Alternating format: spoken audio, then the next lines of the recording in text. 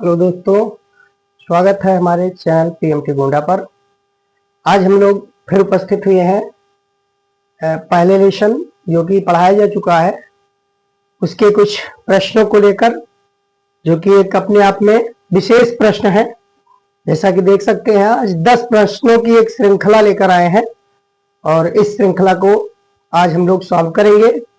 देखिए, एक से बढ़कर एक यूनिक प्रश्नों का हमने संग्रह यहाँ एकत्रित किया है और इन प्रश्नों को आज हम सॉल्व करेंगे। देखिए, पहला प्रश्न है, दो प्लस क्यू बिंदु आवेशों के मध्य माइनस Q/4 आवेश रखा है। दो प्लस क्यू बिंदु आवेशों, यानी दो प्लस क्यू बिंदु आवेश है, ये प्लस क्यू बिंदु आवेश दो हैं और इनके मध्य में कहीं रखा हुआ है माइनस Q/4 आवेश, ये कहा जा रहा है। दो प्लस क्यू बिंदु आवेशों के मध्य माइनस Q/4 आवेश रखा है। तब पहला ऑप्शन कह रहा है ए, केवल माइनस Q/4 अस्थाई साम्यावस्था में है। बी ऑप्शन में है कोई भी आवेश साम्यावस्था में नहीं है। सी में कह रहा है सभी आवेश अस्थाई साम्यावस्था में है और डी ऑप्शन में कह रहा है सभी आवेश अस्थाई साम्यावस्था में। बताइए क्या इसमें ऑप्शन सही होगा। तो इसके लिए हमने बताया था, स्पेशल केस बताया था, आवेशों का जब संतुलन बता रहे थे तो तीनों आवेश साम्यावस्था में कब रहते हैं, उसके लिए विशेष कंडीशन बताया गया था कि जब दो समान प्रकार के आवेशों के मध्य कोई विपरीत प्रकार का चौथाई आवेश रख दिया जाए तो वहां तीनों आवेश साम्यावस्था में होंगे, लेकिन वह अस्थाई नहीं बल्कि अस्थाई साम्यावस्था होगा। यहां देखिए, ये माइनस क्यू आवेश है और यहां दोनों प्लस, ये माइनस Q/4 है, यानी इसका चौथाई है, लेकिन ये ऋणावेश है, ये दोनों धनावेश है। तो यहां मध्य में अगर हम माइनस Q/4 रख रहे हैं तो ये तीनों आवेश अलग अलग, तीनों आवेश अस्थाई साम्यावस्था में होंगे, यानी सभी आवेश अस्थाई साम्यावस्था में हैं। ऑप्शन नंबर सी इसका सही होगा। अब अस्थाई क्यों कहा गया? अगर थोड़ा भी इसको इधर उधर कर दें तो तुरंत आकर्षित बल से, अगर माइनस Q/4 को थोड़ा इधर करें तो प्लस Q/4 उसको आकर्षित कर लेगा। इस साइड में करेंगे तो ये इसको आकर्षित कर लेगा। कहीं ना कहीं ये बिल्कुल मध्य बिंदु पर जब रहेगा तभी संतुलन की स्थिति में रहेगा। तो इसलिए अस्थाई साम्यावस्था कहा जाएगा कि इधर उधर थोड़ा भी कर देंगे तो यह अस्थाई नहीं रहेगा, बल्कि ये दूसरी ओर आकर्षित हो जाएगा। तो भाई, अब दूसरा प्रश्न, दूसरे प्रश्न में है बी भुजा वाले घन के प्रत्येक कोने पर, बी भुजा वाले घन के प्रत्येक कोने पर एक घन है। जैसा कि हम जानते हैं, घन एक 6 फलकों वाली आकृति होती है कुछ इस तरीके से, और इसके प्रत्येक कोने की बात की जा रही है। प्रत्येक कोने पर ये टोटल इसमें 6 कोने होते हैं और 6 फलक हैं। 1 2 3 4 और ये 4 8 कोने हैं। 8 कोने और 6 फलक होते हैं इसमें। अब यहां देखिए, कह रहा है बी भुजा, यानी घन की प्रत्येक भुजा बराबर होती है, तो प्रत्येक भुजा बी हो जाएगी और इस पर प्लस क्यू कूलम का आवेश स्थित है, यानी सभी पर plus Q plus Q plus Q सभी पर आवेश स्थित है। जितने भी कोने हैं उन सभी कोने पर प्लस क्यू कूलम का आवेश स्थित है। ये प्लस क्यू और ये भी प्लस क्यू, यानी जितने भी 8 कोने इसमें है, 8 कोनों पर प्लस क्यू कूलम का आवेश स्थित है। इस आवेश वितरण के कारण घन के केंद्र पर, देखिए यहां घन के केंद्र की बात की गई, तो घन के केंद्र की बात की गई मतलब कहीं ना कहीं इस केंद्र के लिए सभी आवेश, जितने भी आवेश हैं वो सब समान दूरी पर और समान प्रकृति के हैं और परिमाण भी समान है। तो यहां सतत आवेश वितरण लागू हो रहा है, सतत आवेश वितरण, और आवेशों की स्थिति सममित है। तो ऐसे सिचुएशन में जब सममित स्थिति में सारे आवेश व्यवस्थित होते हैं तो वहां केंद्र पर उत्पन्न वैद्युत क्षेत्र, केंद्र पर उत्पन्न वैद्युत क्षेत्र कह रहा है 1/4πε0 का गुना होगा। कितना गुना होगा? तो निश्चित ही सममित आवेश वितरण है, तो इसमें आवेश के कारण वैद्युत क्षेत्र शून्य होगा। जहां भी सममित स्थिति है, चाहे घन हो या सममित स्थिति में कोई वर्ग कहा जाए, वर्ग अगर होता सब पर प्लस क्यू आवेश समान रूप से वितरित होता, सब पर प्लस क्यू आवेश होता, तो उस सिचुएशन में भी वर्ग के केंद्र पर वैद्युत क्षेत्र शून्य होता। या कोई त्रिभुज है, इस पर भी आवेश अगर समान परिमाण का है और त्रिभुज के केंद्र पर अगर कहा जाए तो यहां भी सतत आवेश वितरण में सममिति होने पर वैद्युत क्षेत्र शून्य आएगा, परिणामी वैद्युत क्षेत्र मध्य बिंदु पर शून्य आएगा। तो वही केस यहां है, शून्य मिलेगा। तीसरा प्रश्न देखिए, आर त्रिज्या के एक समान आवेशित वलय, आर त्रिज्या के एक समान आवेशित वलय की अक्ष पर अधिकतम वैद्युत क्षेत्र वलय के केंद्र से कितनी दूरी पर होगा। देखिए इसका प्रश्न हम लोग डेरिवेशन कर चुके हैं, देख चुके हैं, और ये निकाला गया था, जैसा कि पीछे देख चुके हो, आया भी था प्रश्न। हल करने पर वैद्युत क्षेत्र ये वलय था, इसके केंद्र पर वैद्युत क्षेत्र, इसके केंद्र से अक्ष पर x दूरी पर निकालना था। तो इस तरीके से सॉल्व किया गया था। x दूरी पर उत्पन्न वैद्युत क्षेत्र, तो कुछ फार्मूला इस तरीके से आया था, E equal to k q x upon r square plus x square power 3/2, या x square plus a square शायद लिखा गया था, एक्स स्क्वायर प्लस त्रिज्या को ए लिखा गया था, या x square plus a square power 3/2 करके ये फार्मूला प्राप्त हुआ था। और इसी फार्मूले में हमने अधिकतम तीव्रता के लिए मैक्सिमम वाला कंडीशन लगाया था, डीई बाई डी एक्स को 0 के बराबर करके सॉल्व किया था। तो अंत में फार्मूला मिला था, x की वैल्यू मिली थी प्लस माइनस r बटा √2, ये फार्मूला मिला था। तो वही कंडीशन यहां पूछ रहा है कि r त्रिज्या का, यहां त्रिज्या को r कह दिया गया है, r त्रिज्या का, तो त्रिज्या अगर r लेंगे तो यहां a की जगह पर कैपिटल R हो जाएगा, ये हो जाएगा। तो अब इसमें देखिए x बराबर, x की वैल्यू कितनी होगी, x की वैल्यू r बटा under root 2 plus minus r बटा अंडर रूट 2, ये बी ऑप्शन में है, इसमें बी ऑप्शन सही होगा, यहां बी ऑप्शन सही होगा। इसी तरीके से अब हम चौथे प्रश्न पर पहुंच गए। चौथा प्रश्न देखिए, रेखीय आवेश वितरण के कारण, यहां रेखीय आवेश वितरण है, एक सीधा कोई चालक है, उस पर आवेश का वितरण ये किया गया है, और कह रहा है इस वितरण के कारण बिंदु P पर, बिंदु P जो कि इसके अक्षीय स्थिति में है, इस बिंदु P पर हमें वैद्युत क्षेत्र बताना है कितना होगा। देखिए अगर अधिक दूरी पर होता तो ये पूरा बिंदु आवेश के समान व्यवहार करता, और बिंदु आवेश के कारण वैद्युत क्षेत्र के लिए फार्मूला पढ़ चुके हो, E is equal to k Q upon r square, ये बिंदु आवेश के कारण वैद्युत क्षेत्र है।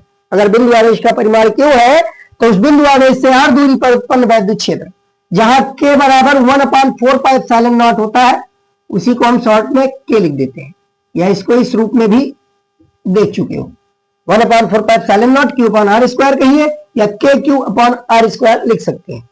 अब यहां देखिए बिंदु आवेश नहीं है, यहां एक रेखीय आवेश वितरण किया गया है, मतलब कुछ लंबाई है, मतलब जो यहां r है ये दो भागों में डिवाइड होगा। इस फार्मूले में जैसे के क्यू अपॉन आर स्क्वायर लिखा हुआ है, तो इसको r इंटू आर मल्टीप्लाई कर लेंगे, r इंटू आर। अब ये पहला r क्या बताएगा, इस चालक के पहले सिरे की बिंदु P से दूरी, और फिर दूसरा r क्या बता रहा है, दूसरे सिरे के बिंदु P से दूरी। तो पहला सिरा a दूरी पर है, और दूसरा सिरा, इस चालक का दूसरा सिरा बिंदु P से L प्लस a दूरी पर है, या a प्लस L कह सकते हैं। तो ये दूरी L और a का योग है, तो दूसरा सिरा L प्लस a और पहला सिरा a प्लस L, पहला सिरा a है केवल। तो यहां देखिए के क्यू अपॉन, इस r की जगह पर हम दूरी a लिख सकते हैं, और दूसरे r की जगह पर L प्लस a, ये हो जाएगा। ये आ जाएगा वैद्युत क्षेत्र के लिए फार्मूला। इस चौथे प्रश्न के लिए रेखीय आवेश वितरण के कारण बिंदु P पर वैद्युत क्षेत्र ये आना चाहिए। देखिए कौन से ऑप्शन में आ रहा है, के क्यू अपॉन के क्यू, यहां क्यू आवेश कैपिटल लिया गया है, यहां कैपिटल क्यू लिख सकते हैं। ये क्यू आवेश जो लिया गया है प्रश्न में वो कैपिटल क्यू कहा गया है। तो इसमें देखिए के क्यू अपॉन ए इंटू एल प्लस ए, ये ऑप्शन नंबर सी में दिखाई दे रहा है, ये ऑप्शन नंबर सी में दिखाई दे रहा है, के क्यू अपॉन ए इंटू एल प्लस ए। तो ये ऑप्शन नंबर सी इसका सही हो जाएगा। अब देखिए पांचवा प्रश्न, दो आवेशों प्लस क्यू तथा -9 क्यू, माइनस में 9 क्यू है, को मिलाने वाली रेखा पर किसी तीसरे आवेश Q को कहां रखें कि वह साम्यावस्था में रहे। देखिए बहुत अच्छा प्रश्न है, ध्यान दीजिएगा। ये भी कॉन्सेप्ट बताया गया था, पीछे पढ़ चुके हैं हम लोग। यहां कह रहा है कि एक आवेश है +Q और दूसरा है -9Q। एक है +Q और दूसरा है -9Q, और इसमें कहा जा रहा है कि इनको मिलाने वाली रेखा पर हमें कोई तीसरा आवेश रखना है। इनको मिलाने वाली रेखा पर एक तीसरे आवेश Q को रखना है, और कहां रखें कि वह साम्यावस्था में रहे, जबकि दोनों आवेशों के बीच की दूरी r, ये बीच की दूरी दिया हुआ है r। तो देखिए एक आवेश हमें Q रखना है, कहां रखा जाए, तो यहां दोनों विपरीत प्रकार के आवेश है, ये दोनों विपरीत प्रकार के आवेश है। तो विपरीत प्रकार के आवेश है तो निश्चित ही Q को हम कहां रख सकते हैं, छोटे आवेश के समीप। तो छोटा आवेश का परिमाण Q है, ये 9Q है, तो छोटे आवेश के समीप रख सकते हैं। और इस छोटे आवेश के समीप कितनी दूरी पर, तो मान लीजिए x दूरी पर रखा जा रहा है, x दूरी पर रखा जा रहा है, तो निश्चित रूप से ये बाहर की ओर रखा जाएगा। यहां पर हमने मान लिया x दूरी पर रखा जा रहा है, तो इसके लिए फार्मूला क्या बताया गया था, x दूरी पर अगर ये साम्यावस्था में रहे तो x is equal to formula बता चुके हैं, √Q1 upon √Q2 minus √Q1, और इस इनटू दोनों आवेशों के बीच की दूरी। ये फार्मूला बताया जा चुका है, ये शॉर्ट फार्मूला इसके लिए बताया गया ट्रिक। तो ध्यान रखिएगा कि Q1 की जगह पर हम Q ले लेंगे, तो ये हो जाएगा √Q, और नीचे Q2 की जगह पे 9Q लिया जाएगा, केवल परिमाण लेते हैं इसमें, आवेशों की प्रकृति नहीं लेते। यहाँ अंडर में 9Q हो जाएगा और माइनस √Q, और इंटू दूरी r है तो r रख देंगे। अब इसी को सॉल्व कर लेंगे, आंसर मिल जाएगा। देखिए नीचे √Q कॉमन लिया जा सकता है, यहां से ऊपर एक √Q है और नीचे √Q को कॉमन लेंगे, यहां √9 बचेगा, 9 का वर्गमूल 3 हो जाएगा, और यहां 1 बचेगा, 1 कर देंगे इंटू r। अब यहाँ √Q से √Q कैंसिल हो रहा है, ऊपर 1 बचेगा, यहाँ r अंश में आ जाएगा, और हर में 3 में से घटाएंगे 2, यानी x की वैल्यू r/2 के बराबर होगी। जितना दोनों आवेशों के बीच की दूरी है उसकी आधी दूरी के बराबर, आधी दूरी के बराबर। और कहां पर रखेंगे, दोनों आवेशों के बाहर x दूरी पर, यानी छोटे आवेश के समीप x दूरी पर हम रख देंगे r/2। ये x की वैल्यू r/2। क्या ऑप्शन सही होगा इसमें, सी ऑप्शन सही होगा। इस तरीके से अब छठा प्रश्न देखिए, छठा प्रश्न क्या कह रहा है, एक आवेश Q को ऐसे दो भागों में विभाजित किया गया है कि उनके बीच कार्यरत वैद्युत बल अधिकतम हो। यानी एक आवेश Q है Q, और उसको हमें दो ऐसे भागों में विभाजित करना है कि उस पर जो बल कार्य कर रहा है उनके बीच वो अधिकतम हो। एक आवेश Q को ऐसे दो भागों में विभाजित किया गया है कि उनके बीच कार्यरत वैद्युत बल अधिकतम हो, तब प्रत्येक भाग के आवेश होंगे। प्रत्येक भाग का आवेश क्या होगा, देखिए हमने मान लिया कि एक भाग x है, माना कि एक भाग हमने x मान लिया, एक भाग x, और दूसरे भाग को हमने Q-x, क्योंकि टोटल आवेश Q है और इसी को दो भागों में विभाजित करना है, तो दूसरा भाग निश्चित रूप से Q-x लेना होगा, Q-x ये हो जाएगा। अब कह रहा है इनके बीच लगने वाला जो बल है वो अधिकतम रहे, तब प्रत्येक भाग के आवेश होंगे। प्रत्येक भाग का आवेश कितना होगा, देखिए बल का फार्मूला क्या है, 1/4πε0, या हम क्या लिख सकते हैं, Q1 Q2 यानी x इंटू Q-x, और इनके बीच की दूरी, बीच की दूरी नहीं दिया है, r मान लीजिए, चलिए मान लीजिए दोनों आवेश r दूरी पर रखे गए हैं, तो इनके बीच की दूरी r हम स्क्वायर लिख सकते हैं। ये कूलाम के नियम से लिखा गया, एक आवेश है x और दूसरा Q-x, इनको r दूरी पर रखने पर मान लीजिए उनके बीच लगने वाला बल ये आएगा। तो यहां से हम लिख सकते हैं K/r², और x से अंदर गुणा करा दे, ये हो जाएगा Qx - x²। अब इसी बल का मान हमें अधिकतम लेना है, तो अधिकतम मान के लिए क्या कंडीशन लगाएंगे? एफ के अधिकतम मान के लिए, एफ के अधिकतम मान के लिए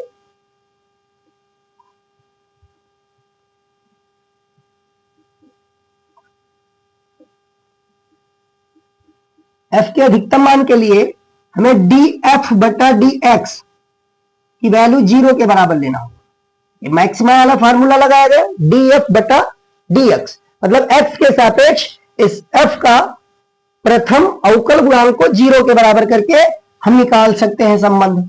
यहां से देखिए इस एफ की वैल्यू का हम अवकलन करेंगे, तो यहां अवकलन होगा के बटा आर स्क्वायर, ये कांस्टेंट है बाहर निकाल लेंगे।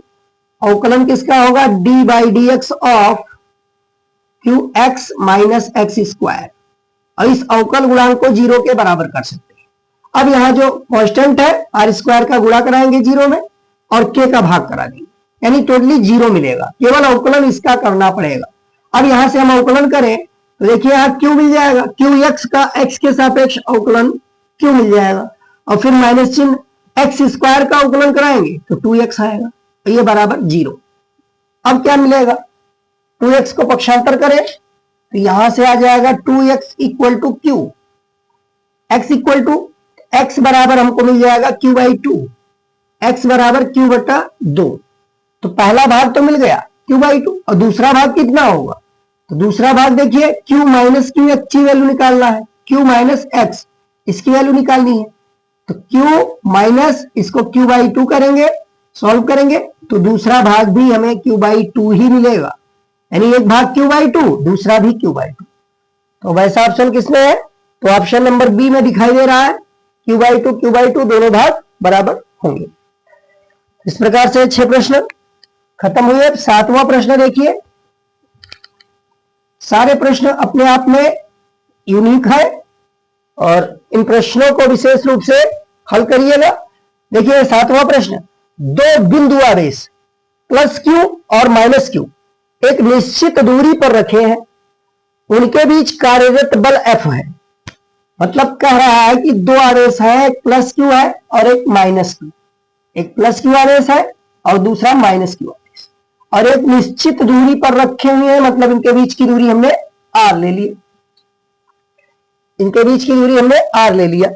अब प्रश्न में कहा जा रहा है कि यदि प्लस क्यू आवेश का 25%, इसका 25% माइनस क्यू आवेश को स्थानांतरित कर दिया जाए, तो देखिए अगर 25% इसका निकाल दिया जाए, इसका 25% निकाल दिया जाए तो कितना बचेगा?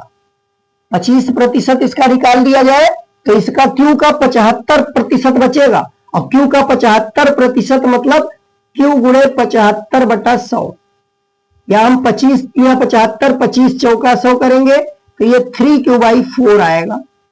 यानी अब इस पर आवेश बचेगा प्लस में 3q बटा 4, ये आवेश बचा। पहले था प्लस क्यू और 25% आवेश हमने माइनस क्यू को स्थानांतरित किया, तो यहां बचेगा प्लस 3q बटा 4। यहां देखिए ये माइनस क्यू है, ये कैपिटल लेटर में ये क्यू भी लिया गया है। अब देखिए आगे क्या होगा, इसमें कितना आवेश आएगा भाई? यहां से 25% मतलब q बाई 4 इसमें चला गया, तो q बाई 4 जो गया है वो धनावेश गया है, और ये ऋणावेश पहले से है, तो q बाई 4 धनावेश है और माइनस में q पहले से है। तो यहां देखिए दोनों जोड़ेंगे तो इनका अंतर हमें मिलेगा 4, और यहां जाएगा q माइनस 4q, ये q में से 4q घटाएंगे तो ये माइनस में 3q बाई 4 मिल जाएगा, यानी इसका भी परिमाण माइनस में 3q बाई 4 के बराबर ये आ जाएगा। लेकिन दूरी कह रहा है, दूरी नहीं बदल रही है, तब उनके बीच बल, तो दूरी जितना r था अब भी दूरी उतना ही r है। तो अब यहां देखिए पहले बल कितना कह रहा था? पहले जब आवेश प्लस क्यू माइनस क्यू थे तो इनके बीच लगने वाला जो बल था वो F था, और हम जानते हैं F इक्वल टू के Q1 Q2, तो Q1 Q2 दोनों का परिमाण Q है, तो हम Q स्क्वायर कह सकते हैं बटा R स्क्वायर। ये F की वैल्यू थी। अब F की वैल्यू कितनी होगी? तो अब F की वैल्यू को अगर F डैश मान लिया जाए, अब F की वैल्यू को F डैश मान लिया जाए तो F डैश इक्वल टू क्या आएगा? के और आवेश का परिमाण अब की बार 3q/4 हो गया है। दोनों ही समान परिमाण के हैं, स्क्वायर लगा सकते हैं, बीच की दूरी r² वही है।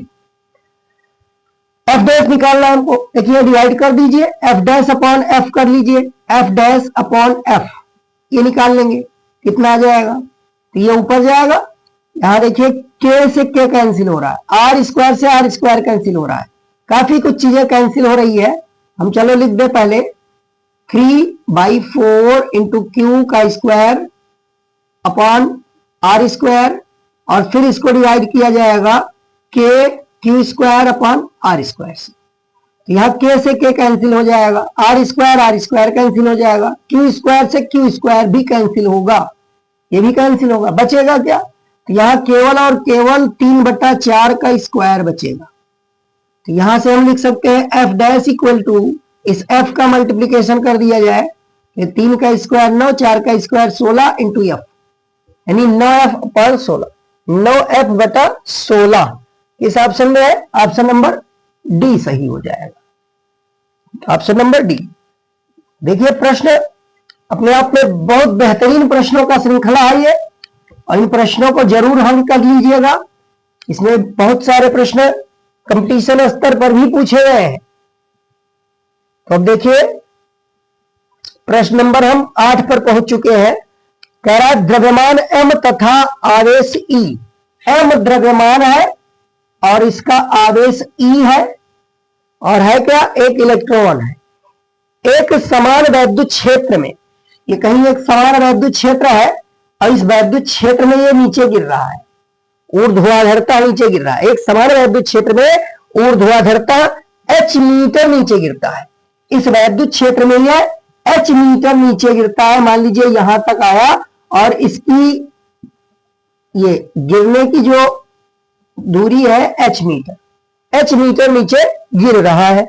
गिरने का मतलब स्वतंत्रता पूर्वक कहीं ना कहीं हम मान सकते हैं। m द्रव्यमान, E आवेश का एक इलेक्ट्रॉन है, एक समान वैद्युत क्षेत्र में ऊर्ध्वाधरता h मीटर नीचे गिरता है, तब इस दूरी तक गिरने में लगा समय, इस दूरी यानी h दूरी तक गिरने में कितना समय लगेगा। तो इस प्रकार से अगर कोई इलेक्ट्रॉन या कोई आवेशित कण एक समान वैद्युत क्षेत्र में गिर रहा है तो कहीं ना कहीं ये मुक्त पतन वाला कंडीशन शो हो रहा है। मुक्त पतन वाले कंडीशन में समय के लिए सूत्र क्या निकाला गया था, अगर कोई पिंड स्वतंत्रता पूर्वक h ऊंचाई से नीचे गिर रहा हो तो उसके द्वारा लगा समय फार्मूला पढ़ चुके हो, T equal to √2h/g, 2h/g। अब यहां इलेक्ट्रॉन है, तो इलेक्ट्रॉन जब एक समान वैद्युत क्षेत्र में गिरेगा तो कहीं ना कहीं उसका त्वरण अलग होगा, मतलब इस पर वैद्युत बल कार्य करेगा। तो वैद्युत बल कार्य करेगा कितना, Q इंटू E के बराबर। तो Q का मान यहां E कह सकते हैं, इलेक्ट्रॉन पर आवेश स्मॉल e है और वैद्युत क्षेत्र एक समान है, इसको E कह दिया जाए, तो एक समान वैद्युत क्षेत्र E, इतना वैद्युत बल कार्य करेगा। इलेक्ट्रॉन जब वैद्युत क्षेत्र में गिर रहा होगा तो उस पर कार्य करने वाला वैद्युत बल E इंटू E के बराबर। अब हम जानते हैं बल जो होता है वो द्रव्यमान और त्वरण का गुणनफल होता है, तो द्रव्यमान और त्वरण के गुणनफल के बराबर हम वैद्युत बल को कर सकते हैं, क्योंकि द्रव्यमान दिया हुआ है, m द्रव्यमान है, और यहां से हम त्वरण निकालेंगे। ये त्वरण जो g दिया है गुरुत्वीय त्वरण, और यहां वैद्युत क्षेत्र में तो निश्चित ही त्वरण यहां a आ जाएगा, E/m, इतना त्वरण उस इलेक्ट्रॉन पर कार्य करेगा। तो यहां g की जगह पर अब हमें त्वरण E/m रखना है। देखिए अब लगा समय कितना होगा, √2h/a, a की वैल्यू हो जाएगी E और अपॉन m करेंगे तो m पलट के ऊपर चला जाएगा, यानी इतना समय लगेगा। देखिए कौन से ऑप्शन में आ रहा है, 2hm/e अंडर के अंदर, तो इसमें दिया हुआ 2hm/e, ये ऑप्शन नंबर ए सही होगा, ऑप्शन नंबर ए इसमें सही होगा। तो अब देखिए इस प्रकार से हमारा यह 8 प्रश्न समाप्त हो चुका है। अब 9वां प्रश्न देखिए। इन 8 प्रश्नों को हमने देखा, बहुत अच्छे प्रश्न थे और इन प्रश्नों का हम रिवीजन करते रहे और देखेंगे इन प्रश्नों के समान और भी बहुत सारे प्रश्न दिए हुए हैं। अगर कोई डाउट हो तो बताइएगा। अब दो प्रश्न हमारे पास और शेष है। देखिए यहां कह रहा है कि वर्ग दिया हुआ है, एक वर्ग है ABCD, एक वर्ग है ABCD,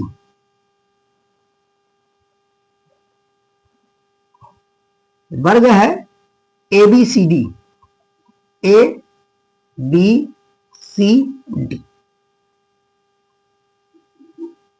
ये और इस वर्ग की कह रहा है प्रत्येक भुजा ये है, तो प्रत्येक भुजा हम A लिख सकते हैं, प्रत्येक भुजा A।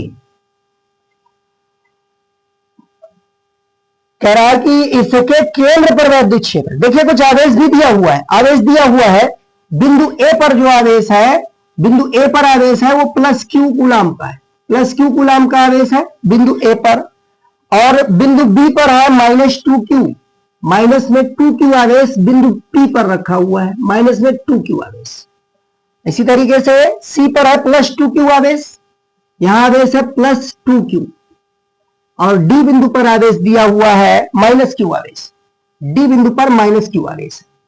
अब इसके केंद्र पर बताना है हमें, केंद्र पर कितना वैद्युत क्षेत्र उत्पन्न होगा, इसके केंद्र पर उत्पन्न वैद्युत क्षेत्र की तीव्रता बताना है कौन सा होगा। देखिए कहीं ना कहीं हम ये देख सकते हैं कि ये इस वर्ग का ये पूरा विकर्ण कहा जाएगा, और इधर भी वर्ग का ये विकर्ण कहा जाएगा। वर्ग का केंद्र है, ये वर्ग का विकर्ण है, और ये प्रत्येक आवेश जो है ये इस R दूरी पर स्थित है, R दूरी पर, यही दूरी सबकी है, R सबकी बराबर है। R का मान क्या होगा, तो देखिए यहां से पहले हम R का मान डिसाइड कर ले, R कितना होगा, तो R जो होगा वो पूरे वर्ग के विकर्ण का आधा भाग होगा।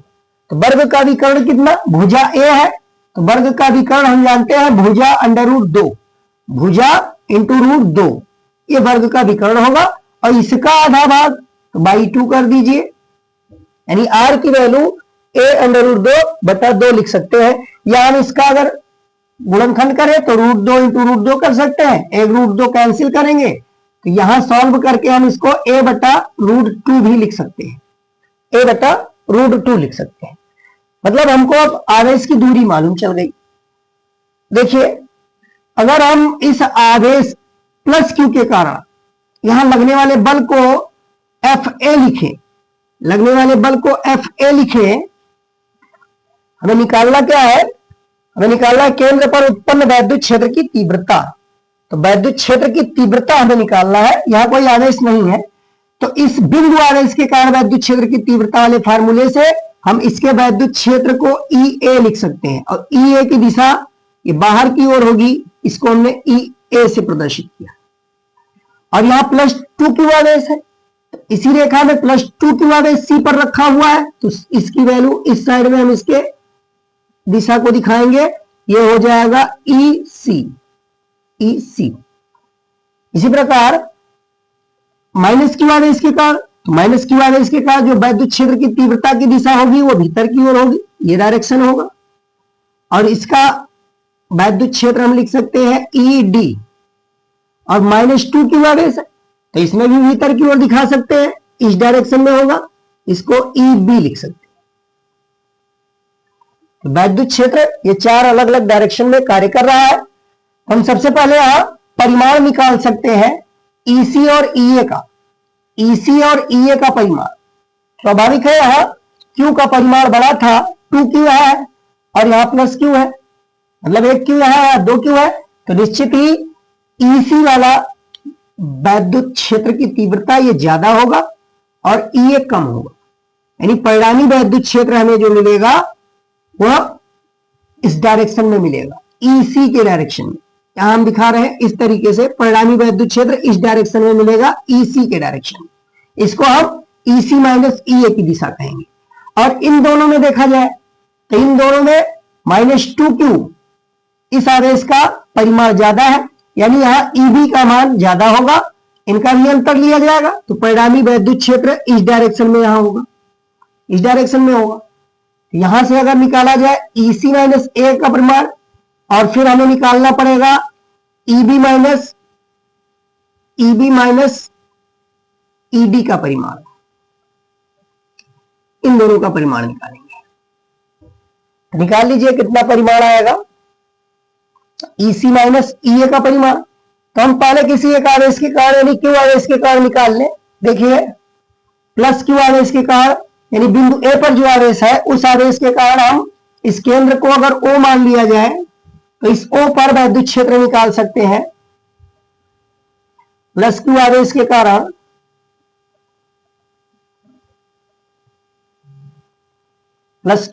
कारण वैद्युत क्षेत्र जो उत्पन्न हुआ है इसको हम EA लिख सकते हैं। EA लिखे हैं, EA की वैल्यू हो जाएगी K Q अपॉन दूरी R है तो R स्क्वायर कर सकते हैं, ये हो जाएगा। इसको हमने मान लिया E के बराबर है, इसको हमने E के बराबर मान लिया। अब इसी प्रकार से प्लस 2Q, तो प्लस 2Q आवेश के कारण अगर वैद्युत क्षेत्र निकाला जाए, प्लस 2Q आवेश के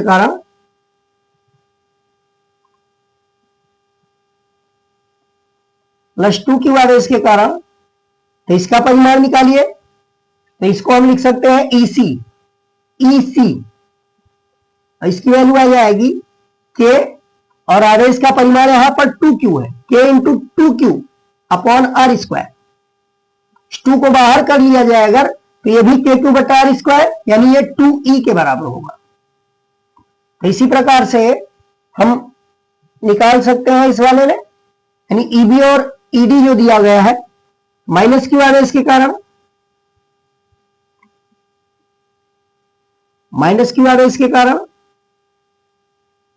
वैद्युत क्षेत्र ये भी उतना होगा जितना प्लस Q, क्योंकि आवेश का परिमाण बराबर है। यहां हम दिशा दिखा रहे हैं तो केवल परिमाण लिया जाएगा, दिशा तो इसमें शो किया ही जा रहा है। और माइनस 2Q भी इसी बराबर होगा, हमें उसमें लिखने कोई जरूरत नहीं है, दिशा हम दिखा रहे हैं ऑलरेडी।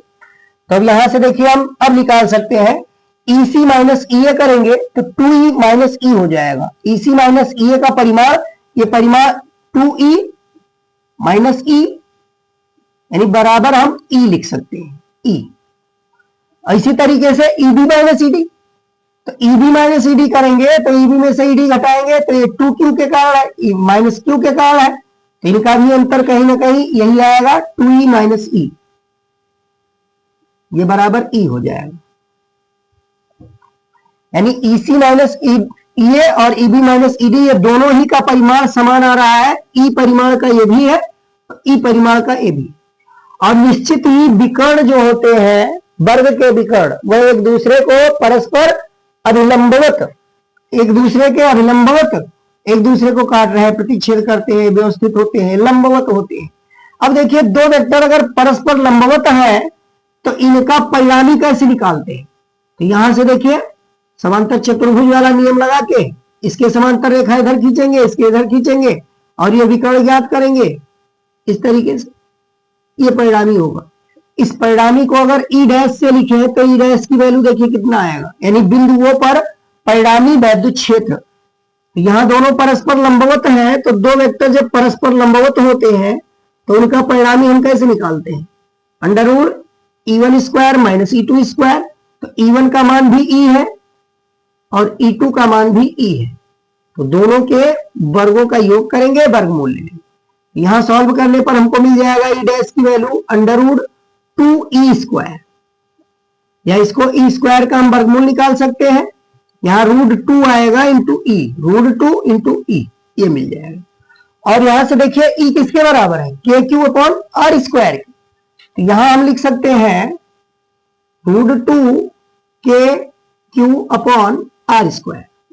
और अभी R की वैल्यू ये देखिए, R की वैल्यू यहां निकाल चुके हैं, इस R की वैल्यू रखना बाकी है। R की वैल्यू अगर रख दिया जाए तो हमको परिणामी वैद्युत क्षेत्र मिल जाएगा। अब R की वैल्यू यहां प्लेस कर दीजिए, E डैश निकाल लीजिए। यहां आ जाएगा root 2 KQ upon R square. तो R स्क्वायर करेंगे तो A बटा रूट 2 का स्क्वायर, A बटा रूट 2 का स्क्वायर।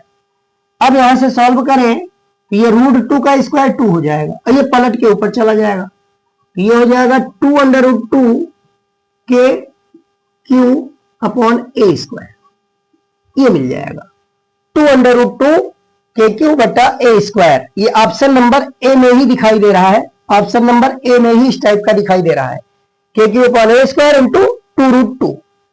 तो ये प्रश्न भी अपने आप में बढ़िया प्रश्न है। अब अगला देखिए 10 नंबर प्रश्न, एक कूलाम आवेश में इलेक्ट्रॉनों की संख्या, एक कूलाम आवेश में इलेक्ट्रॉनों की संख्या पूछ रहा है। तो ये आसान प्रश्न है, याद होना चाहिए। देखिए एक कूलाम आवेश में इलेक्ट्रॉनों की संख्या कितनी है, तो आवेश का परिमाण कितना दिया है, Q इक्वल टू 1 कूलाम दिया है, हमें निकालना क्या है, n की वैल्यू, n मतलब इलेक्ट्रॉनों की संख्या। तो यहां आवेशों का क्वांटीकरण सिद्धांत से एक फार्मूला मिला था, Q equal to NE, Q equal to plus minus NE, लेकिन यहां प्लस माइनस की हमें कोई जरूरत नहीं है, यहां पहले ही पूछ रहा है कि एक कूलाम आवेश में इलेक्ट्रॉनों की संख्या कितनी है। तो हम सीधे आवेश का परिमाण लेंगे और इस n को निकालना है। यहां से हम n इक्वल टू लिख सकते हैं Q बटा E, और Q का मान दिया हुआ है 1 कूलाम, E का मान मालूम है 1.6 10 का घात -19, ये हो जाएगा। देखिए यहां से पॉइंट हटाया जाए तो एक जीरो पर बढ़ाया जा सकता है, इसको 10/16 लिख सकते हैं। इसको ऊपर ले चलिए, तो इसको ऊपर ले जाएंगे तो ये 10 गुणे 10 का घात +19 बटा नीचे हो जाएगा 16। इसको अगर हम काटे तो कट सकता है, 2 पंचे 10, 2 अट्ठे 16, ये कैंसिल हो गया। अभी भी यहाँ प्रॉपर फ्रैक्शन नहीं मिल रहा है, तो 10 की 1 घात इसमें गुणा करा लीजिए, 10 की 1 घात निकाल के गुणा करा लीजिए, इसको 50/8 बना सकते हैं, और यहाँ 10 की घात 18 मिल गया। अब इसको 8 से भाग कर दीजिए, 8 छक 48, 2 बचेगा, एक पॉइंट लगाएंगे 20, 8 दूनी 16, 4 बचा 40, 8 पंचे 40, 10 की घात 18, ये आ गया इलेक्ट्रॉनों की संख्या। तो देखिए ऑप्शन नंबर कौन सा है, डी ऑप्शन में मिल रहा है। डी ऑप्शन में एक कूलाम आवेश में इलेक्ट्रॉनों की संख्या ये हमको प्राप्त हो गया। तो इस प्रकार आज का सेशन यही समाप्त किया जा रहा है, और ये अपने आप में अच्छे प्रश्न थे जो कि वैद्युत क्षेत्र से चुने गए थे, और आगे हम और भी तमाम प्रश्न, अभी तो फिलहाल चैप्टर वाइज चल रहा है, तो चैप्टर वाइज जो प्रश्न लिखे जा रहे हैं, बीच में भी कुछ कराए गए हैं, इनके अतिरिक्त जब हमारा सिलेबस कंप्लीट होगा या एग्जाम नजदीक आएगा, उस दौरान मॉडल पेपर में भी हम इसी तरीके से अच्छे प्रश्न जो शेष बचे हुए हैं उन सभी प्रश्नों को शामिल करेंगे। तो आज के लिए इतना ही, धन्यवाद।